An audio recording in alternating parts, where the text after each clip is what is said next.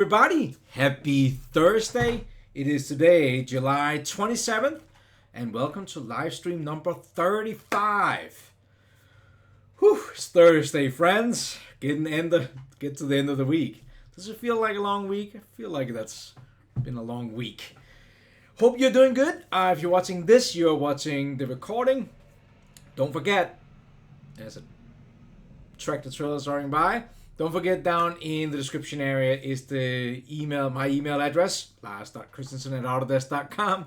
Email me if you have any future topics you would like to see here on the live stream.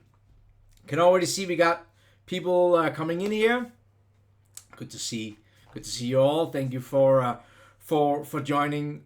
Today's topic is the move command. The move command to me is kind of exciting. I think it's one of those tools that you use once or twice, and you're kind of thinking, I gotta come back and kind of like look a little bit more at this tool and see what I can do with it.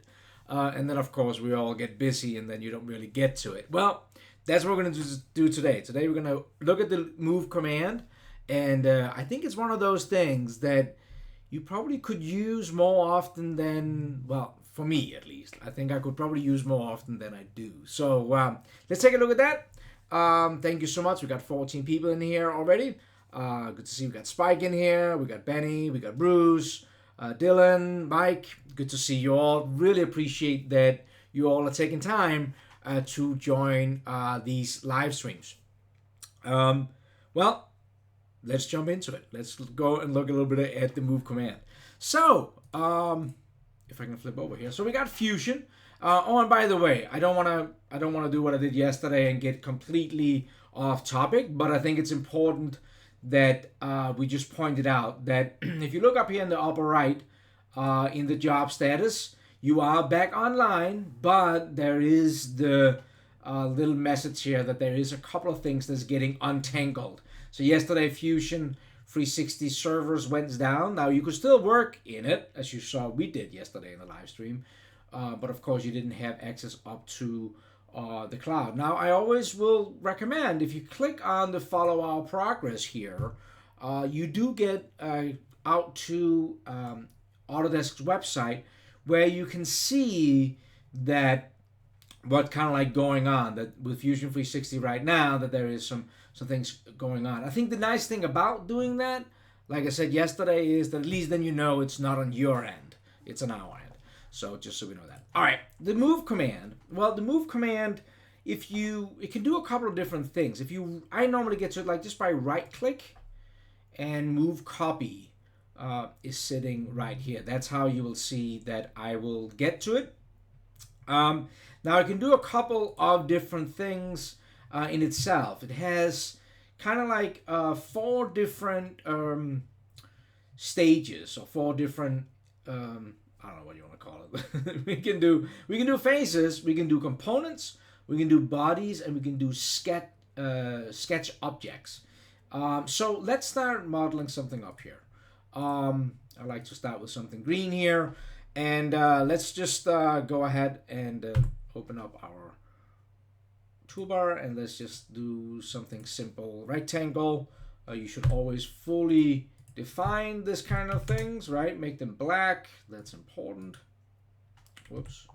I'm in the habit of not always doing that though, as you will see just about in 2 seconds, because this is time spent. Let's make this a some kind of a box like this. Now, if you're following the live stream on a regular basis, thank you. You will now know that what I have right now is a body, and you will kind of know a little bit about the differences between the two. So this is brand new information for you.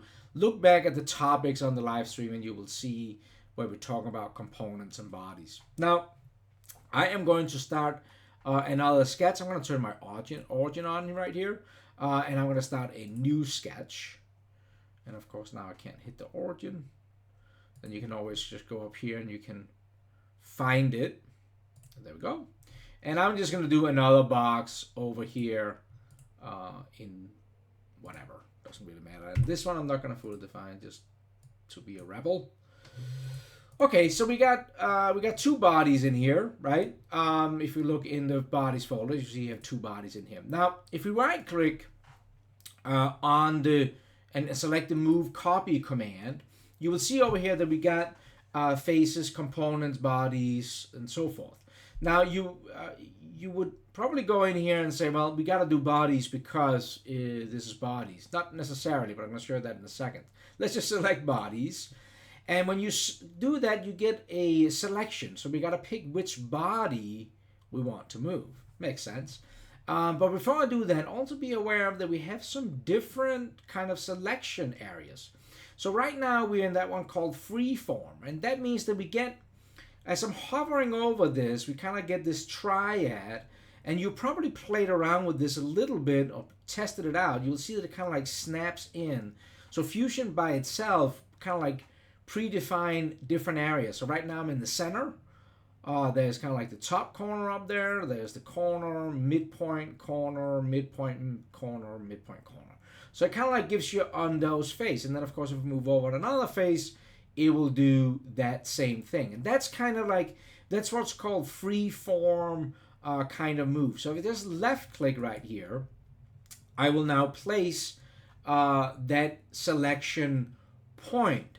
Now you can move it if you want to. And this is kind of like called a pivot point. You can move it down here. So if I wanted, right now it's like, oh man, I wanted to move it. You can just click down here and now it is kind of like alive again and I could place it somewhere else. Now, you just have to remember to uncheck the pivot because if you then click again, you will see that now I'm resetting it. So you got to turn the pivot on when you're done moving it around. On this one, you can do different things. You probably already figured out that the arrows will let you move in those given directions. These here will let you rotate around the different axes. And then also be aware of, and they kind of snap in, that the center point will let you kind of like just move it in a 3D space. And these plates will let you move it in that whatever plane you have selected. So these planes are kind of resembling the same as the planes you have on your origin that is sitting down there where the first blocks is. So if I grab this plane right here, right now when I'm moving it, it might look a little bit like I'm moving it in 3D space, but I'm actually not. I'm moving it parallel to that plane that I select. So like if I move down here and let go, you'll actually see when I rotate the model that it's sitting all the way down there. So that is kind of like how these works here. Very, very handy for this here. Now, next you have something called translate.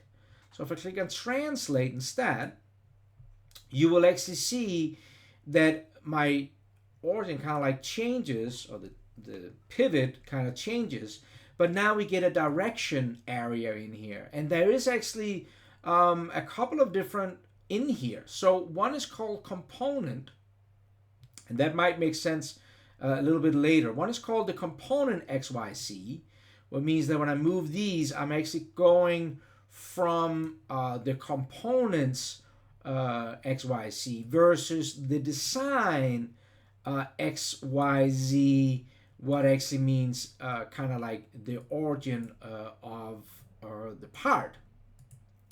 And then there is also pick direction, where I can actually select an edge. So I can even select this edge down here, and now I'm moving that component in that direction. Next up, we're going to come back to these in 2 seconds. Next option is a rotate command. So you can actually now select an axis that you want to rotate around. So I could select this line right here, and now it's going to rotate around that axis. I could have selected this line, and then it will rotate around that axis. Okay. Then there's one over here called point to point. Probably makes a lot of sense, but you can actually go up here and select this corner point here and select the corner point over here, and now it is over there. And then the last one over here is called point to position. And that is interesting too, because if I go over and select this point here, you will see that the dialog gets bigger and it actually gives you the coordinate space or the component space. So in the coordinate space, these values you see right here are coming from the origin. This could be extremely nice to know exist if you were doing. One of the ways could be that you're importing. A lot of people are asking me these questions, that you import an assembly into Fusion 360 and it all comes in as bodies. And you have all these components. This is actually a way to kind of like know how you can move things around compared to where the design origin is in. So definitely these over here are definitely not some you're using that often, but they are super powerful to know that they are in there. Normally it comes defaults to the freeform move, and that's the one you will see that that I will use most of the time when I am moving around in here. Now, another thing we got to talk about in here is that it's actually parametric, and you can see that down in the tree down here. So let me just exit out of this because I've been moving things around a lot. And you'll actually see if I delete each of these, click on them, hit delete on my keyboard, this is parametric. This is actually moving back to where I started out. So let me right click and go into move copy again. Let's go in and select the bodies again. And let me just select some point here. Now, another thing you will see is that if I don't, right now I'm moving it, you will see that I actually get a create copy that gets grayed out. Now it gets grayed out as soon as you made a move, because now we're using the move command. However, I don't think I can just go back to 0. No, let's just go in and do it again. If I right click again and go back into bodies and select it again, you will see down here that I get a create copy. Now if I check that one, you will see that I get a third body over here. See, if I toggling it, if you're looking over on the left, you see how we're getting a third body?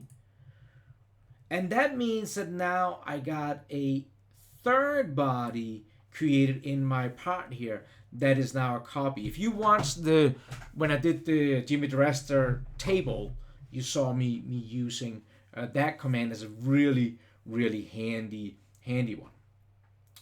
So be aware of these different options in here and just kind of like try to think about how you can use them. Now, that was bodies. Let's talk about components. So as you probably know, we can always take one of these parts in here, we can right click on it, and we can say we want to create a component from a body. And we've talked about this before. If this is still confusing to you, there's videos on the channel. Email me, lars.christensen@autodesk.com, and I can point you towards the right videos talking about what the differences are between this. But now we're talking about a component instead of a body. So now when we're going to say move copy, and I now select a component instead, you will see that things are pretty much reacting in the same way as you saw before. So all these commands for you now, you got that? You are comfortable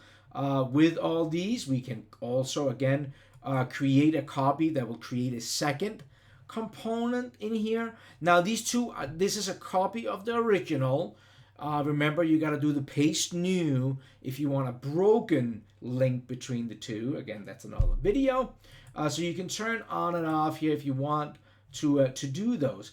Now it is a little bit different than with bodies. With bodies, whenever we move those, down here in the bottom, we got a move command. When we do it as a component, let's just go ahead and move it here. There is a checkbox here to say capture precision. Now, if you don't check that one and you hit OK, then you will get a checkbox up here to capture precision. Now, what does this mean? It means that if I don't capture the precision and I start moving things around, because now this is a component. Right now, this is not really parametric until I click that either capture position or I revert it back to where I originally started from. So if I go in and do this again, I right click and say move copy. I will select the component. When I'm done moving it, either I gotta click this to check capture position or click capture position here, and then I get this icon. So that will give you the difference between being a body and be a component. But they do the same thing in here. Like if I move back, it's back to wherever it was before. So that's just one of the things just to be aware of. It's fine. It's nothing bad. It's just reacting a little bit different because it's a component versus bodies, and they should react a little bit different. Now, where we're in here, let's talk about faces. So here's an interesting thing. If I go in here and I right click and I go over and say move copy, and we select the face. Now notice if I just select one face here and I start moving, I'm actually adding to that face. And when I click OK, because this was a move face, I get the same icon as I did when I moved the body. Now, this is still parametric and this is still okay. It's really the same thing as if you did a Q, right? Press pull and you selected a face. Move that up there and hit OK. Now, if you do that, you will, wait a minute. Why did I not do an offset face?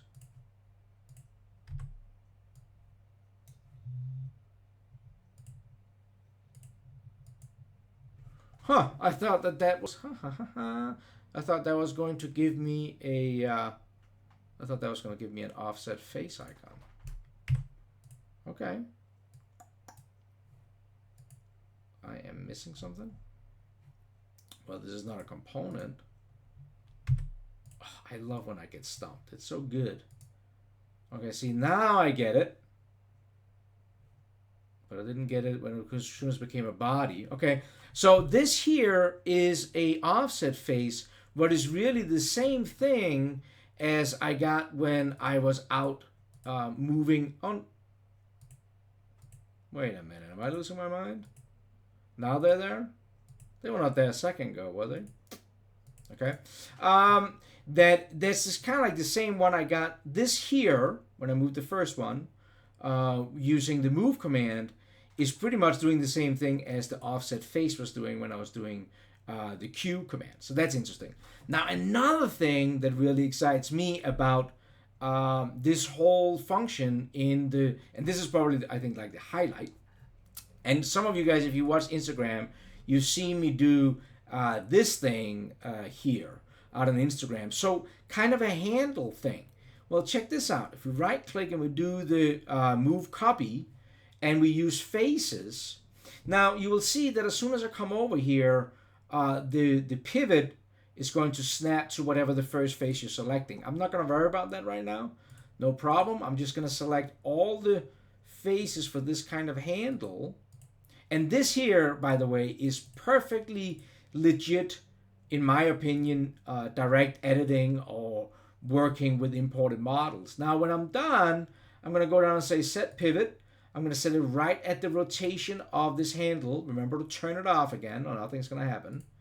And check this out. Now we can grab our little thing here and we can move this handle in 45 degrees or whatever we want to type in here. This is perfectly legit way to do this, and of course it's parametric, right? So if I move back, then it will go back and forth. So that's a legit way to work with this. And this, you know, this is great if you're getting somebody else's model and you got to make a couple of changes on it.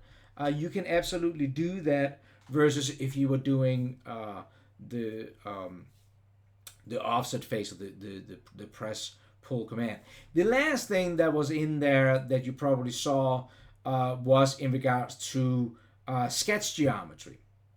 So if we go all the way back to where we were in the beginning here and delete all these different components out of here because we can, and we go back to our sketches, you will see that inside of our sketches, if we right click in here and we go to move copy, we can also select sketch object, and it kind of works the same way that we can use the move command, select an edge or whatever, and we can work with those in the move command too. What could be super handy, I know some people sometimes call me that they have like these big sketches with all different kinds of sketch entity in it, and the move command will definitely be helpful there.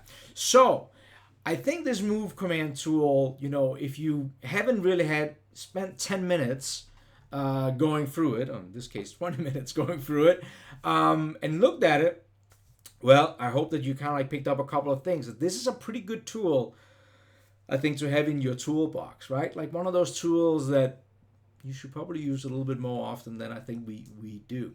I hope that you found this was super, super helpful. See, we got 48 people in here. We got Malcolm from London. That's awesome. See, we got people in here talking about 3D scaling. All right, so let's see here. When I've scaled a large 3D, it scales in an unpredictable point in space. How can I easily bring it back to origin? Grant, I'm not quite sure what exactly you are doing. What kind of model you have. I gotta find my mouse. In here, there is the scaling tool in here that if you haven't looked at that, you should definitely look at that as one. And it gives you a uniformed kind of scales. Definitely check out this scaling tool in there. Scaling STL files. Yes. So if you have not had a chance to look at the live stream we did on STL files, you definitely got to go back and look at that. You should still, when you bring in STL files, you can still turn on parametric work mode like we have down here by right-clicking up here and say Capture Design History.